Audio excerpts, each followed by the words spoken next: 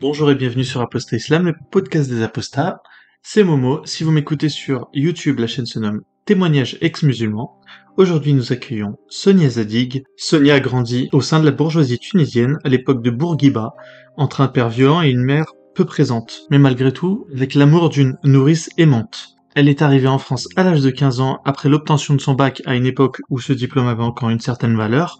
Aujourd'hui, elle est mère de 3 enfants. Elle se déclare féministe universaliste et elle a enseigné pendant 10 ans la linguistique anglaise. Aujourd'hui, suite à une réorientation professionnelle, elle est devenue psychologue clinicienne. Sonia a participé notamment à la révolution de Jasmin en Tunisie en 2011, où elle a pu travailler dans une clinique tunisienne et ainsi présenter sa thèse qu'elle a récemment publiée et que vous pouvez retrouver, puisque Sonia Zadig, en plus d'être une femme accomplie, a également rédigé plusieurs ouvrages, dont la trilogie autobiographique se composant des livres Soumise, Accords perdus et Accords retrouvés. Elle se déclare aujourd'hui ouvertement apostate et elle a déjà participé à de nombreuses interviews, dont l'une que vous pourrez retrouver sur la chaîne de podcast qui se nomme Hérétique et que je vous mets en description. Je vous conseille d'écouter d'abord les témoignages que Sonia a fait sur la chaîne Hérétique et pourquoi pas d'aller faire un petit tour sur son blog avant de commencer cette interview. C'est moi-même la manière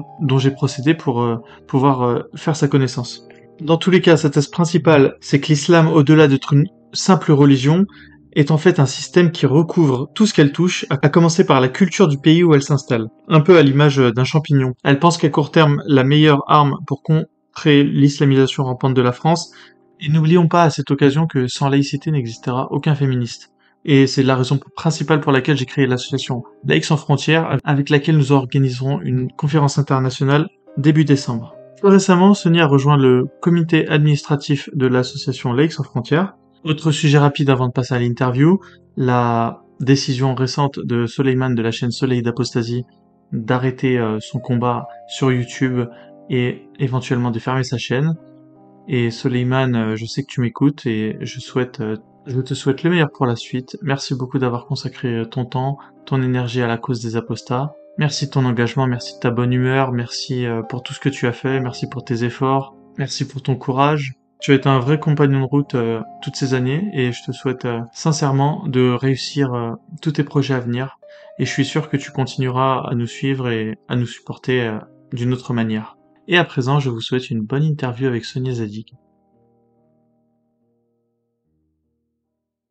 Bienvenue sur Apostat Islam, le podcast des apostats. Aujourd'hui, nous accueillons Sonia Zadig. Et Sonia, est-ce que tu pourrais nous dire qui es-tu? Qui suis-je donc?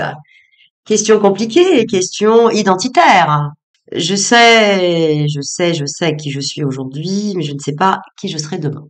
L'identité, en effet, est une question qui me traverse, qui nous traverse tous, et je crois que dans cette interview, il sera question de la problématique qui est la nôtre, aujourd'hui, c'est-à-dire la problématique de l'identité.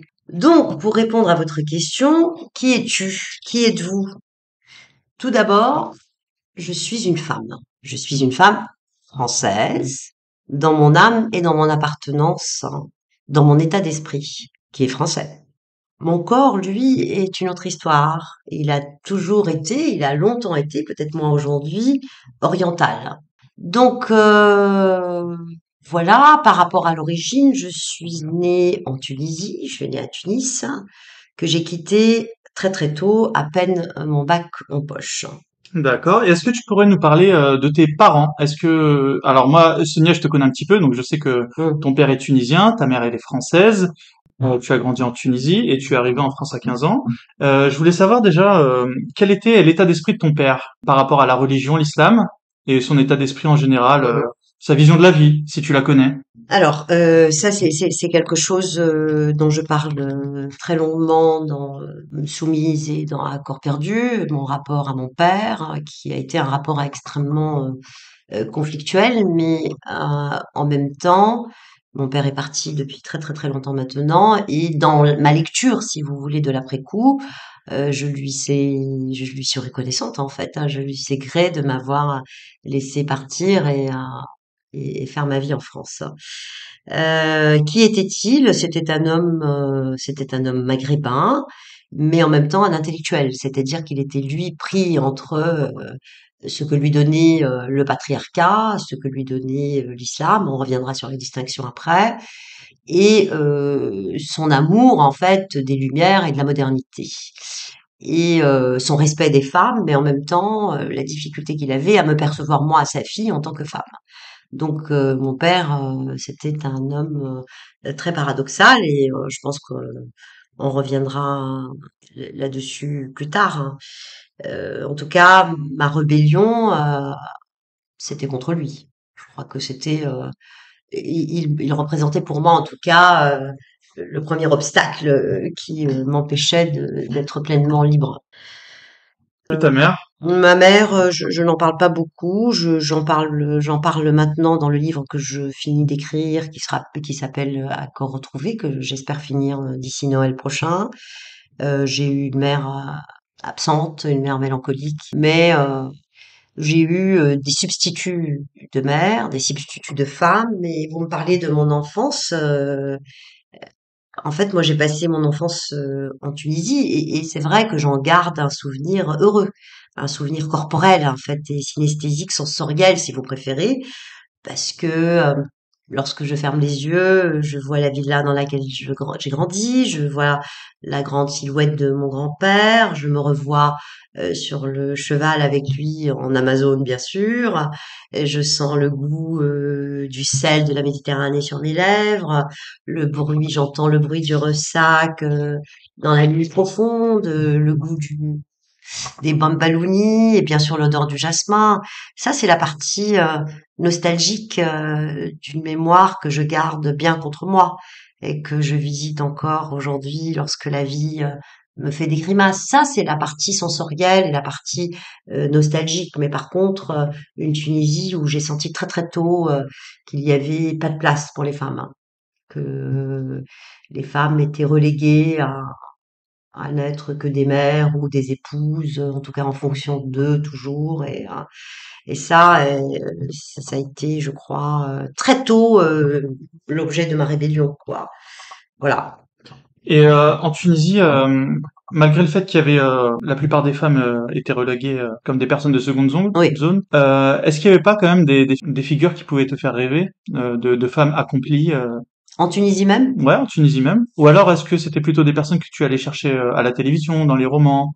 Ouais, c'était plutôt Simone de Beauvoir quand même en France. Et d'ailleurs, j'avais écrit un jour que en partant toute jeune, en arrivant sur les terres de Bourgogne, toute seule en France, je me disais waouh, je suis sous le même ciel que Simone de Beauvoir et Elisabeth Badinter. Ok. On s'en rend pas forcément compte, mais Simone de Beauvoir, à l'époque, c'était vraiment une figure qui faisait rêver toute une génération de femmes, Oui. ou c'était vraiment toi parce que tu étais Ah non, non, très intellectuelle? non, non, elle faisait vraiment rêver, en tout cas toutes les femmes qui avaient été velléités féministes, hein, bien sûr. Et c'était quoi la finalité de devenir une écrivaine, de participer à la vie politique? Pour moi, Ouais, ouais. Qu'est-ce qui te faisait rêver chez... C'était pas, je veux dire, aujourd'hui, les personnes qui feraient rêver, ce serait plutôt peut-être les stars d'Hollywood, ouais, pas? c'est ça. Mais Non, non, mais c'est vrai que moi, je me suis beaucoup réfugiée dans les livres. C'était la seule chose. Je disais que mon père, il m'avait mis dans une espèce de prison parce que tout était interdit. Moi, j'ai vécu avec lui, justement, vous me posiez la question, dans un espèce de paradoxe où il y avait mon père, il buvait, il y avait des gens qui venaient à la maison, il y avait des fêtes, des soirées, il y avait des femmes dévêtues en mini-jupe. Enfin, j'ai vécu tout ça. Mon père, mes parents, ils dansaient le twist, ils allaient en boîte. Et puis, ce qui se passait à la maison, c'était complètement autre chose. Moi, j'avais pas le droit du tout de fréquenter des garçons, j'avais pas le droit de sortir.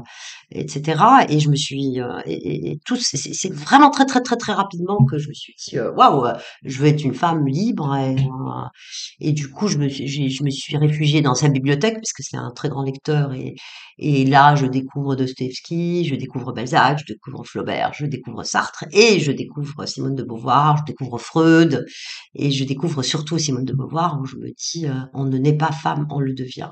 Et je crois que c'est cette phrase-là, toute petite, je crois que j'ai pas compris vraiment ce que ça voulait dire, mais ça m'a parlé tout de suite en me disant, mais moi je veux être une femme. Je veux pas être une épouse, je veux pas être une mère, je veux être une femme. Et je savais pas du tout ce que ça allait me coûter, parce que ça m'a coûté quand même de devenir une femme libre, hein.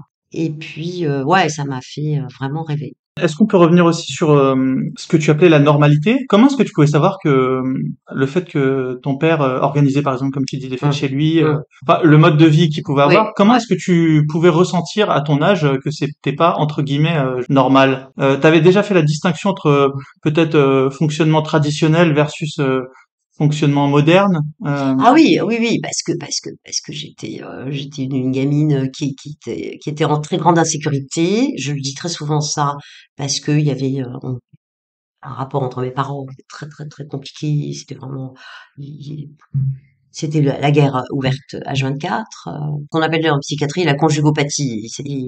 Ma mère était très dépressive et lui, il était très festif et elle faisait la gueule comme il disait lui, arrête de faire la gueule. Donc moi, j'ai développé ça parce que j'étais vraiment toujours sur le qui-vive, toujours dans l'insécurité. J'avais peur que quelqu'un meure, en fait, toujours. Que quelqu'un tue, que ce soit ma mère ou lui, hein. Ma mère, il y avait de la violence physique, mais des deux côtés. Et du coup, j'étais en hypervigilance depuis toute petite et je voyais quand même chez les gens, chez mes copines, chez mes voisins, que ce qui se passait chez nous n'était pas complètement halal, hein. Je voyais bien qu'on était moderne, hein, qu'on était mais je comprenais pas pourquoi moi j'avais pas accès, je pouvais pas avoir accès à cette modernité-là. Surtout, alors petite peut-être, je raconte quand même quelque chose d'assez fondamental dans mon histoire où on me demande ce que je voulais être parce que j'étais bonne à l'école. On me dit tu vas être toubib, tu vas être ministre. Moi je dis non, je vais être danseuse du ventre. Et mon père m'avait collé une gifle qui m'a collé. Et d'ailleurs quand j'ai fait une psychanalyse, c'est revenu comme un souvenir où je me disais qu'à ce moment-là, j'avais 6 ans, à ce moment-là, la soumission, parce qu'il m'a soumise en fait, il m'a foutu à terre parce que la gifle m'a complètement À mise à 6 ans. terre à 6 ans. Ouais. Et à 6 ans, je me suis dit, la soumission est rentrée. La Ok. soumission corporelle en fait, parce que il était grand, c'était mon père quoi. Donc, j'avais arrêté d'investir mon corps. J'ai investi que les livres, que les livres, que les livres. Il te frappe devant tout le monde et c'était considéré comme normal en Tunisie? Absolument tout à fait normal. Les gamins se faisaient taper devant tout le monde, bien sûr. Ok. Et ça pose pas, et ça posait un problème à ta mère, parce que je rappelle que ta mère, elle est Mm. française. Ouais. Elle avait aucun problème avec ça. C'était où la limite avec elle? Ah oui, Moi, elle se serait opposée à ton père. c'est peut-être maintenant que je lui en veux pour ça, dans l'après-coup, parce que à l'époque, c'était ma mère, c'était vraiment, je l'aimais par-dessus tout. Elle se posait toujours en victime, c'était elle, elle était victime de tout. Elle voulait pas divorcer. Je lui disais, moi j'avais 5 ans, je lui dis mais pourquoi tu pars pas, maman? Tu Hmm. peux partir chez toi et tout. Et en fait, il y avait une pression familiale. Mon grand-père était un homme assez puissant, était avocat, il connaissait du monde et tout. Et il lui disait, si tu veux partir, tu pars, mais seul. Tu pars pas avec tes enfants. On n'était que 2, j'avais un frère et ma mère et voilà, on était et donc ma mère avait fait des tentatives, hein, de partir, elle est partie seule, on était restés seuls, Ah, ok. c'était impossible pour elle de laisser les enfants et donc elle a profité pour culpabiliser et cetera et j'avais depuis ça fait pas longtemps que je me suis débarrassée de cette dette de vie, parce que c'était de ma faute. Bon, pour moi, hein, Oui. petite fille, c'était de ma faute si ma mère était malheureuse. Mais elle m'avait défendu quelque temps, elle me dit, quelquefois contre la violence et elle s'en prenait une hein, quand même. D'accord. Elle, quand Ok. elle s'interposait, voilà. Ok. Donc est-ce que je pourrais résumer la situation de ta mère en disant que elle était presque prisonnière de la situation. Elle voyait pas d'échappatoire et du coup, elle préférait faire contre mauvaise fortune bon cœur parce que quand même ton père, qui semble être incompatible quand même avec elle, reste avec elle quand même. Ah Je veux oui, dire, qu'est-ce qui aurait empêché ton père de ne pas s'en séparer tout simplement? oui, et tout est très paradoxal et qui paraît extrêmement contradictoire. Mais mes parents se sont aimés. C'était une histoire d'amour. Hein. On l'explique comment en psychanalyse ce genre C'est de fonctionnement de un couple, je veux dire. couple sadomasochiste. Mais c'est fréquent C'est ou les couples qui durent le plus longtemps. Parce que, vous connaissez la blague du sadomaso? Oui. je la Un connais pas? maso qui dit à un sadique, fais-moi mal, et l'autre lui dit non, non. C'est un peu ça. Donc, ils ont fini par se séparer, bien à la fin de la vie de mon père, 4 ans avant sa mort. Moi, je n'ai pas pris parti en disant ça me regarde pas. Mais non, non, c'est vrai que quelque part, la violence contre les femmes, les violences contre les enfants, les violences contre les animaux étaient légitimées. C'était très très courant qu'on tabasse un chien, un chat, une femme, un enfant. Je le raconte un peu dans Accord perdu, ça. Ouais. Est-ce que tu avais d'autres figures d'autorité quand tu étais jeune? Autorité, Des oui, figures... bienveillante. Ouais. Oui, mon grand-père, que j'aimais par-dessus tout. Pourtant, vrai, musulman. Lui, mon père, il se la jouait un peu athée, il se la jouait. Et par contre, et ça c'est ma thèse principale, en disant l'islam n'est pas une religion, n'est pas forcément un dogme, c'est plutôt une culture, hein, c'est plutôt une façon de faire, etc. Et mon père, se disant athée, était pour moi éminemment musulman. Mon grand-père, lui, mais il était hajj, il avait fait plusieurs fois le pèlerinage à la Mecque, etc. Et voilà. Et pourtant, c'est un homme que j'ai aimé par-dessus tout, et je crois que c'est un homme aussi qui m'a fait aimer les hommes, parce que j'aurais pu devenir extrêmement Misandre. ouais, misandre contre les hommes, etc. Mais lui, je trouvais qu'il était juste, hein. Mon père, il n'était pas juste, hein. Parce que foutre une baffe parce qu'on veut être danseuse à 6 ans, depuis cet événement-là, en tout cas moi, symboliquement, je le mets ici. Je dis quand même à 6 ans, d'abord je sors un peu du moule, je vais être médecin ou je vais être ingénieur ou je vais être je sais pas quoi, donc je déçois socialement devant tout le monde, la honte. Et surtout, je dis je vais danser. Non mais danser, c'est-à-dire que t'es pute en fait. Ouais, tu veux donner du plaisir. Surtout que Je la vais au danse regard. orientale, c'est une danse Ouais, ouais, un très peu lascive, suggestive, ouais. très très lascive et très voilà. En tout cas, ça pourrait se comprendre. Et ta grand-mère, du coup, paternelle? Parce que ce grand Hajj, est-ce qu'il a trouvé une femme à sa hauteur? Oui, ma grand-mère, alors c'était, beaucoup de respect. C'est pas un couple, que j'ai jamais vu le cou il était très respectueux envers sa femme, mais vraiment. D'ailleurs ma grand-mère avait le pouvoir, hein, enfin, c'est comme beaucoup de familles patriarcales, hein, c'est-à-dire que c'est extérieur et cetera et que les femmes ayant le pouvoir du sexe ont le pouvoir, Ok. de tout. Non, non, moi j'en garde un souvenir, lumineux de mes grands-parents, de mes 2 grands-parents. Mmh.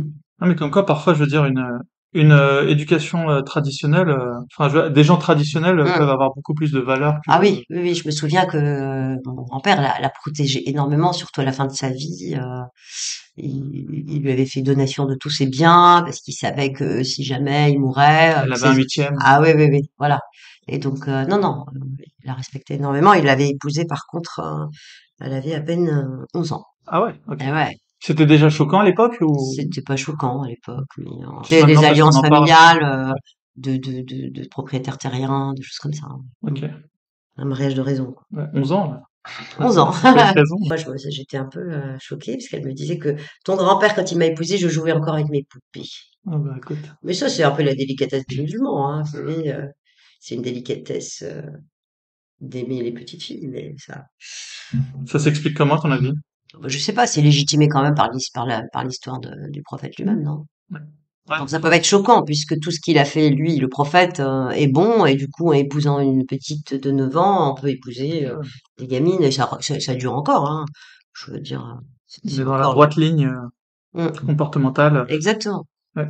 Je voulais revenir sur la distinction que tu pourrais faire entre le patriarcat et l'islam. Mm. Si, par exemple, ton père avait totalement apostasié de l'islam, qu'est-ce qui resterait Si on prend le terme patriarcat, qu'est-ce que ça veut dire? C'est une forme d'organisation sociale, politique, qui est exercée où l'homme exerce le pouvoir dans tous les domaines. On est d'accord.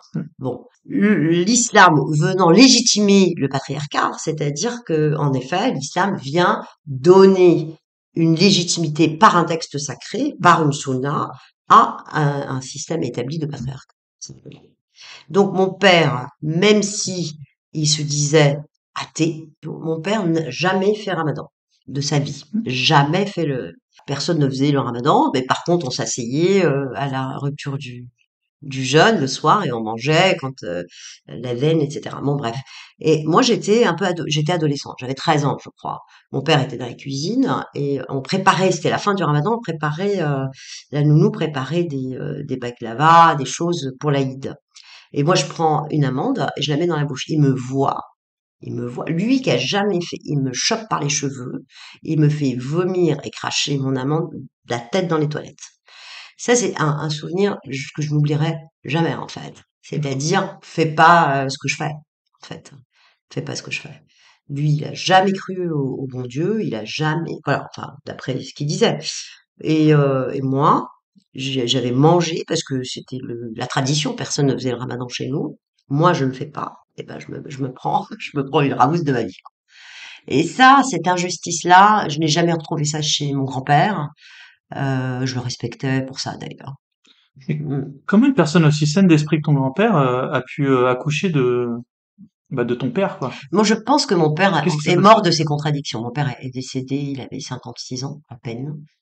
Et je pense qu'il en est mort, hein, parce qu'il m'a demandé quand même pardon. Il y a eu quand même une bonne issue une bonne fin à tout ça. Un pardon un Ah, peu général et ah, basique pardon, ou non, non. il sait de quoi Ah, il sait, parce qu'on en a, ouais, il sait parce qu'il a été dur qu'avec moi. Les autres, voilà, les autres, mais avec moi, je sais pas, j'étais sa première, peut-être, je sais pas.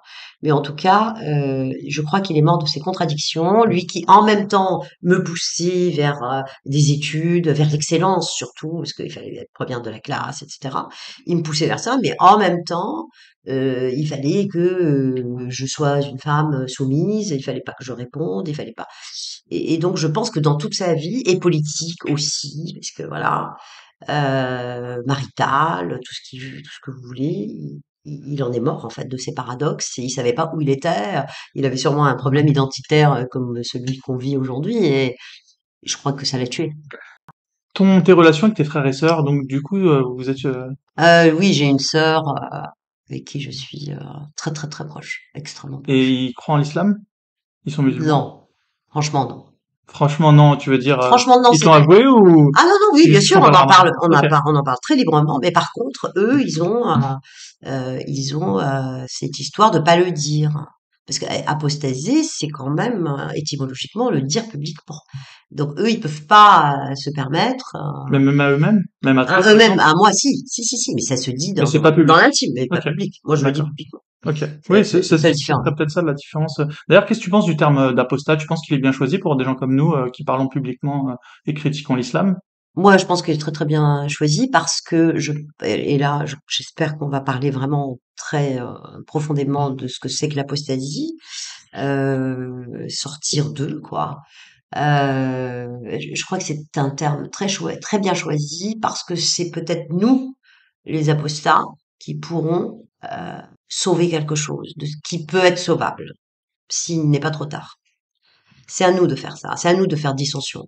Parce que l'apostasie est frappée quand même de saisissez-les, tuez-les. Hein. Mm, Donc si on est très très nombreux à saisir, ils vont pas tous nous saisir et nous tuer. Hein. c'est ça. Voilà.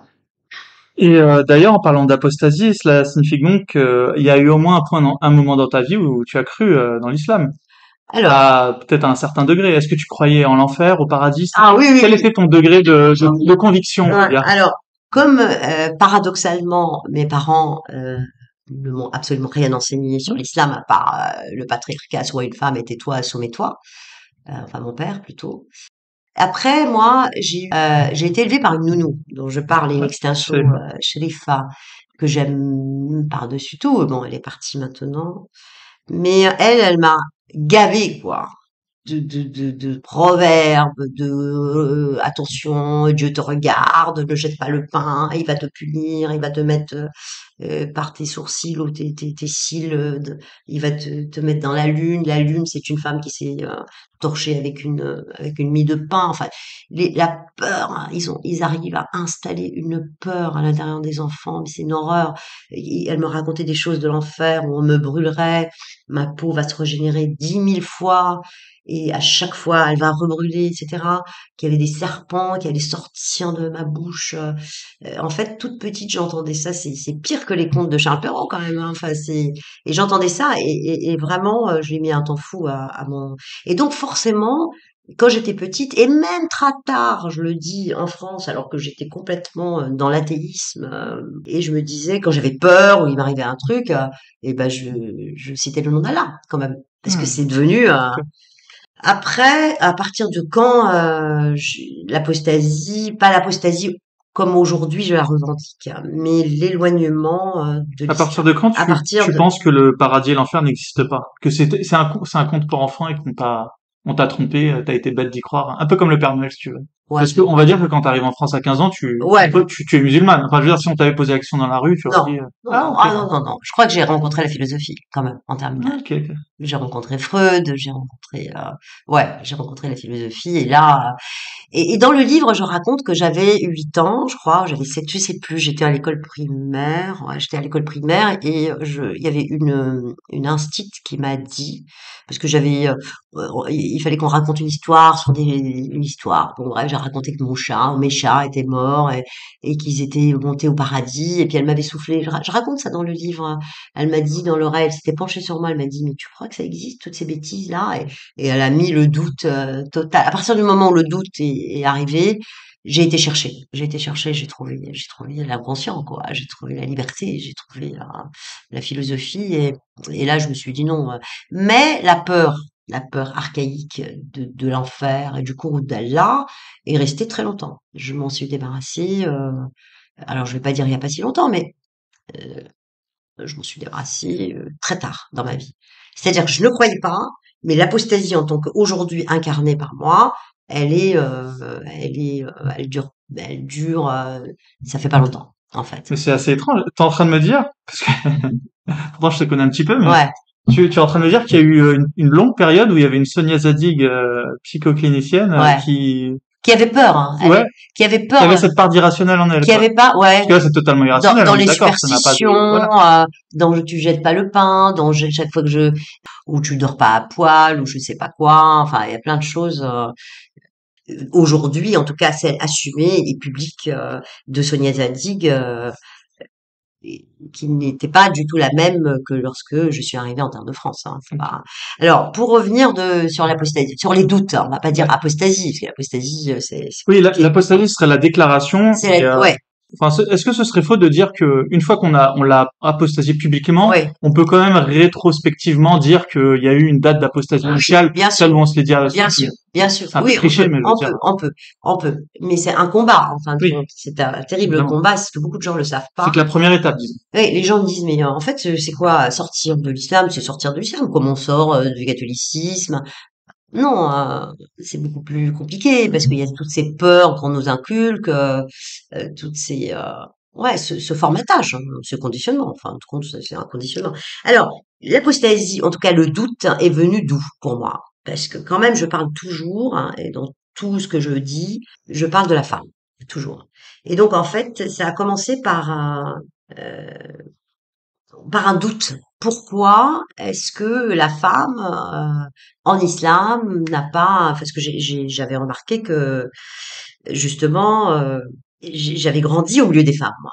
J'ai grandi au milieu de beaucoup de femmes. J'étais portée par des femmes, que ce soit mes tantes, que ce soit mes cousins, que ce soit mes cousines plutôt, que ce soit ma nounou avec ses 9 enfants. Enfin, et donc, j'avais très très vite compris qu'il y avait une différence de fait entre les hommes et les femmes. D'une manière tout à fait primitive. Hein. Je me rappelle, ma nounou, elle disait ton père il va rentrer. C'était le Dieu qui rentrait, quoi. Ou son mari allait venir manger. Ou c'était, il fallait, comment? Il fallait servir Sidi. Sidi. Il l'appelait Sidi, monsieur, quoi. Ça. Et donc tout de suite, je me suis dit, waouh, très vite, très vite, très vite. Je me suis dit, pourquoi? Et parce que et quand je posais la question, et je posais énormément de questions, parce qu'Allah a voulu.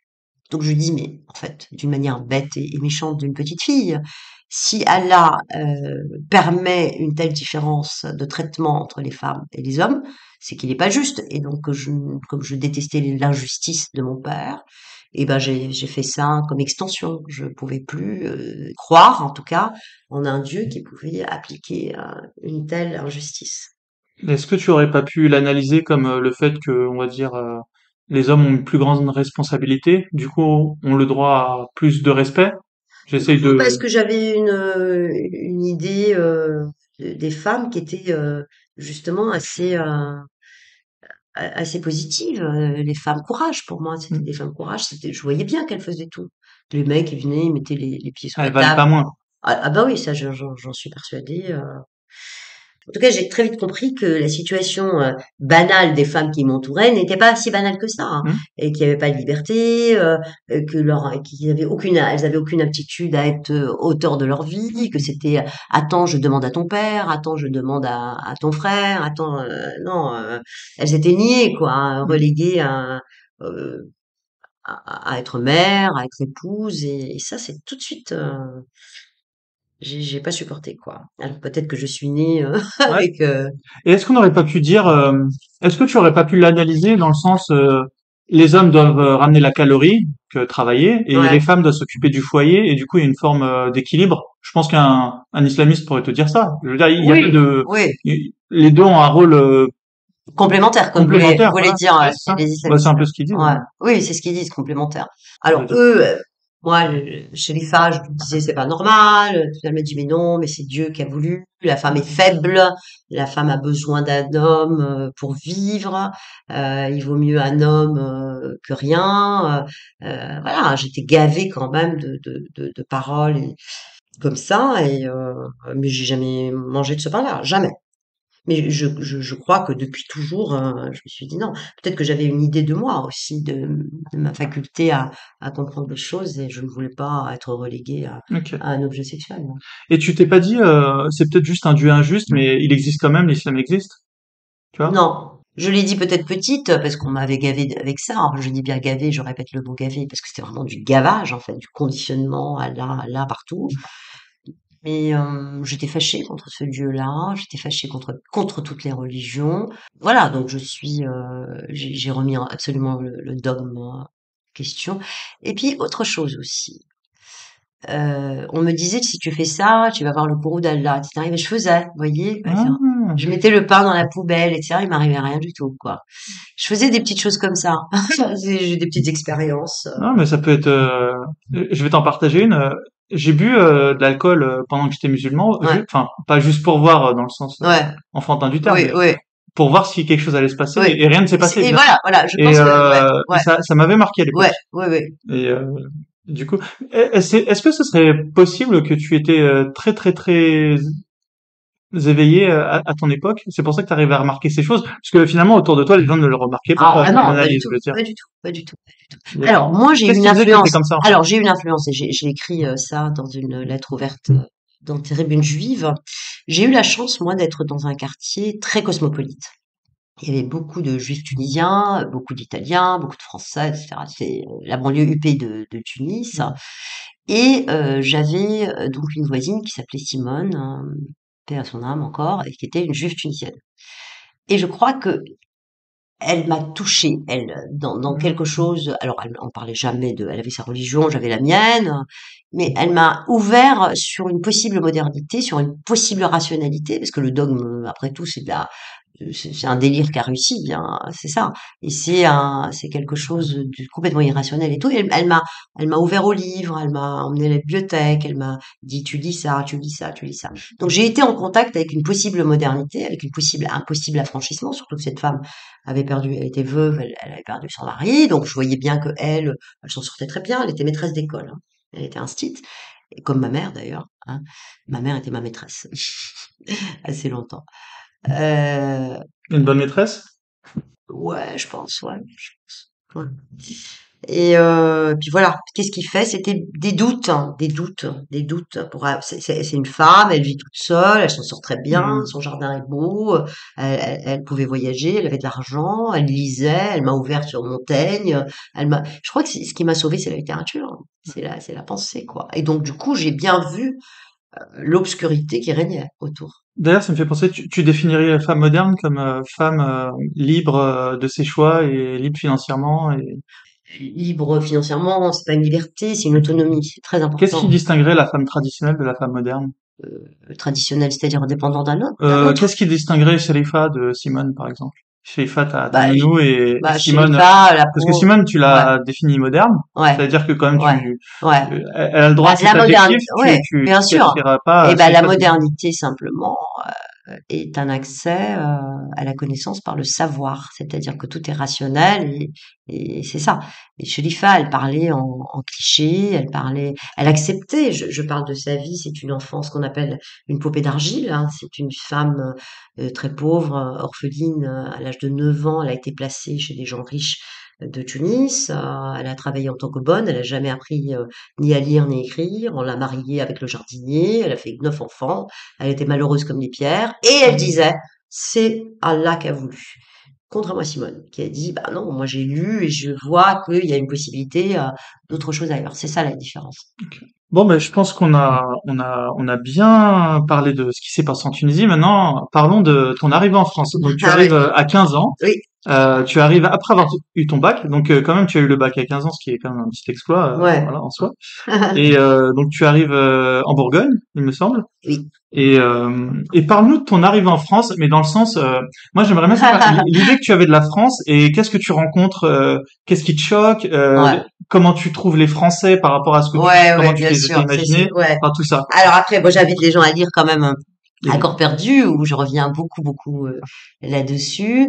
J'arrive apeurée. Je lisais un livre. Je suis arrivée avec des centaines et des centaines de kilos de bagages, toute seule. J'avais un cousin qui devait venir me chercher. Il est venu et ce que je d'abord le premier sentiment que j'ai eu c'est la peur hein, de parce que j'entendais eux le Francis les Français ils nous aiment pas etc. Et j'ai eu très très très très peur de pas pouvoir être acceptée et du coup très très vite parce que je suis venue avec un petit accent quand même que je n'ai plus le petit accent même si je parlais français couramment etc. mais toujours avec cet accent chantant et tout et j'avais très très peur d'être différente. Je suis venue avec l'idée de m'assimiler entièrement.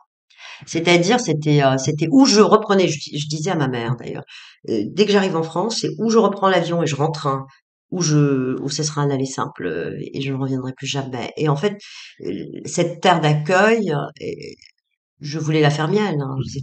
C'était mon pays d'adoption et petit à petit, c'est devenu vraiment mon pays de cœur.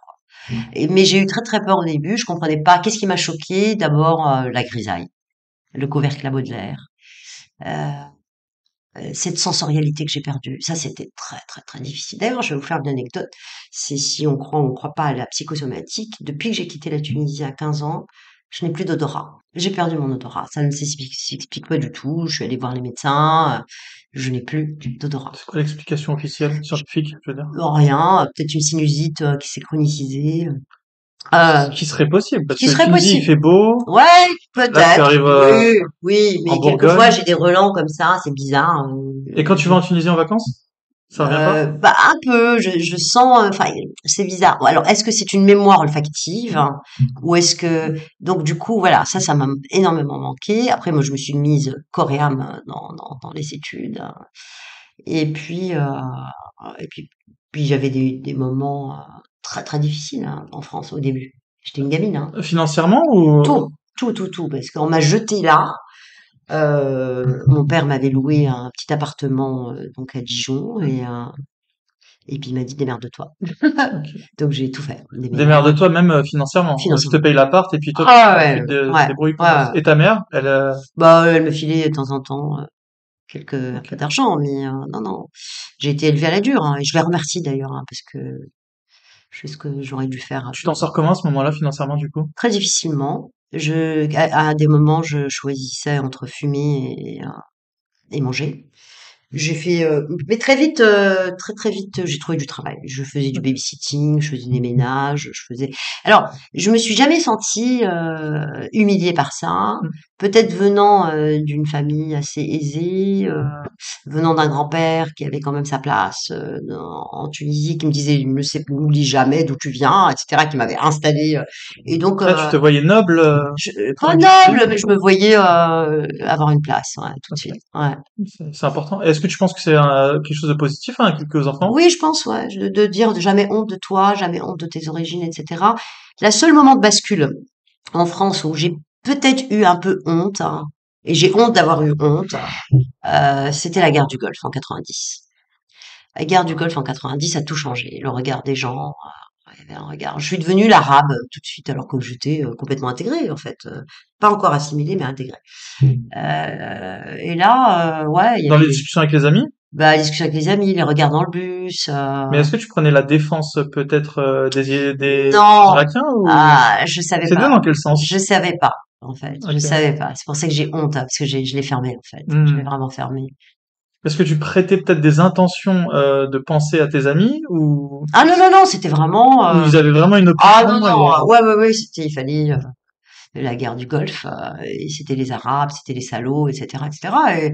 Et moi, je me suis sentie, ouais, je me suis pas sentie visée uniquement, hein, je me suis sentie mal, hein, parce qu'il y a eu une montée de racisme à l'époque, et moi, je n'ai jamais vécu le racisme en France. Il y a eu ici et là des remarques un peu bêtes, mais dans le milieu dans lequel j'étais, estudiantin, enfin Hmm. universitaire, etc., sauf à cette période. À cette période, il y avait, ouais, les bougnoules, ça commençait à casser les pieds. Enfin, là, ouais, là, il y avait une espèce Les de gens étaient relance. pro-américains à l'époque pendant la guerre?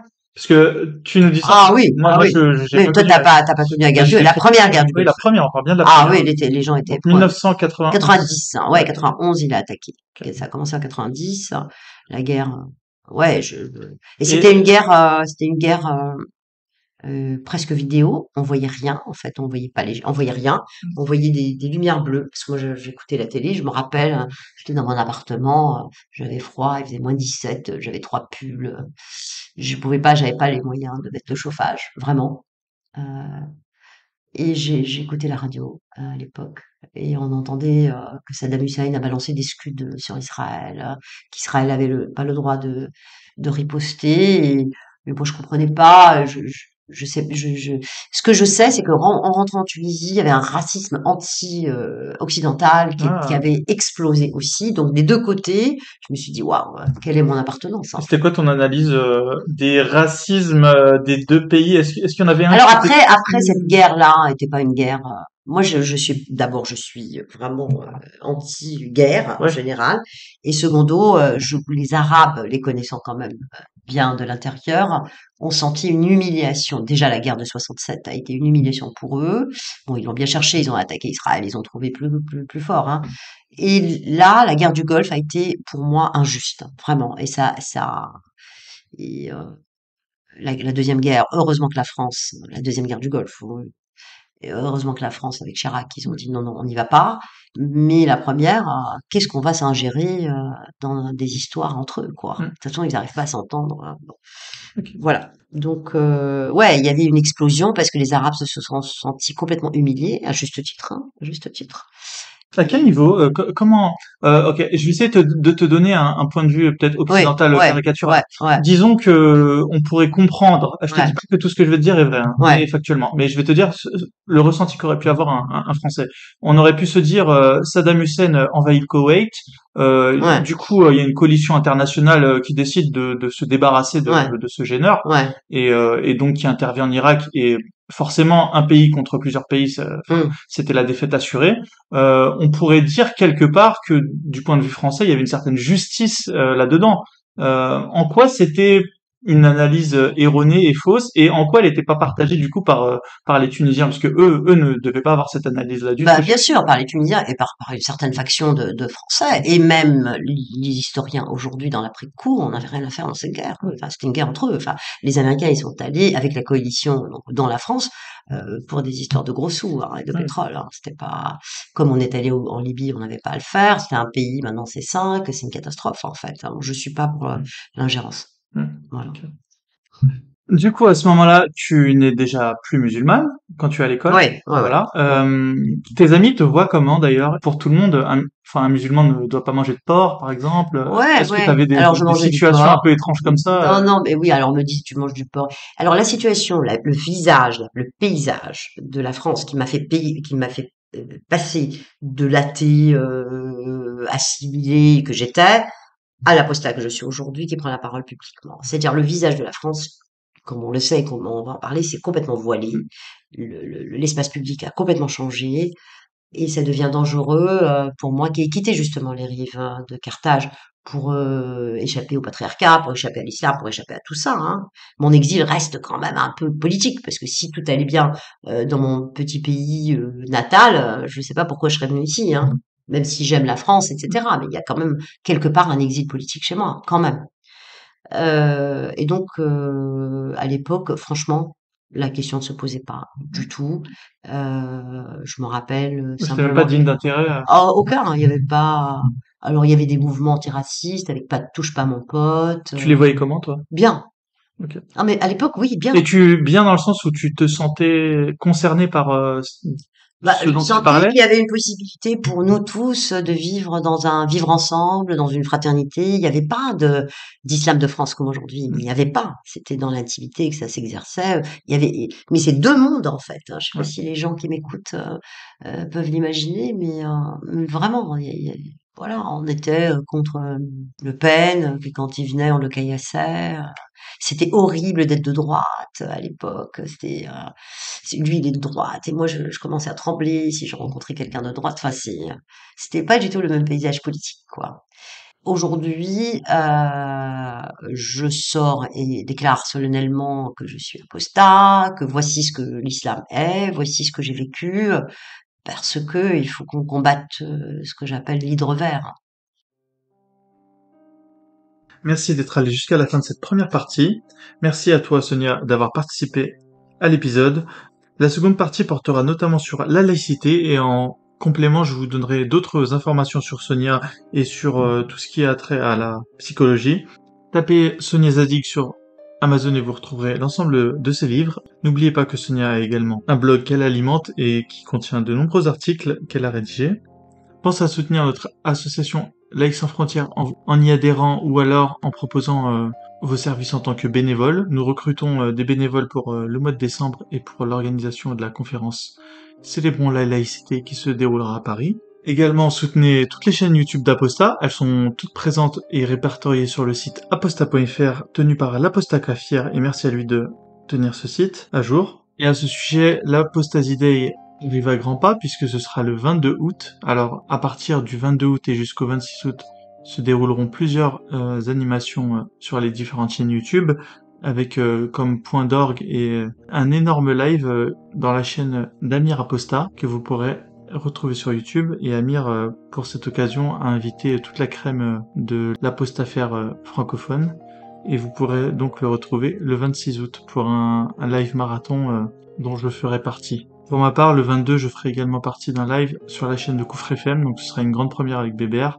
Bébert, merci de m'accueillir sur ta chaîne, et je pense qu'il y aura également Yanis Aposta à nos côtés, et puis pourquoi pas d'autres apostats de la galaxie des youtubeurs apostats. Et puisque c'est l'occasion avec l'interview de Sonia, je vous conseille fortement de consulter chez le psy, c'est gratuit, donc allez-y. Si vous avez des problèmes, si vous voulez parler de votre enfance, de ce qui vous ronge, de votre mal-être, c'est vraiment quelque chose que je recommande et les résultats seront forcément bénéfiques. Donc allez-y, ne gardez pas votre mal en vous et si vous vous sentez stressé, il faut vraiment pas hésiter à les consulter. Pour ma part, je vous dis à très bientôt et bonne Apostasy Day!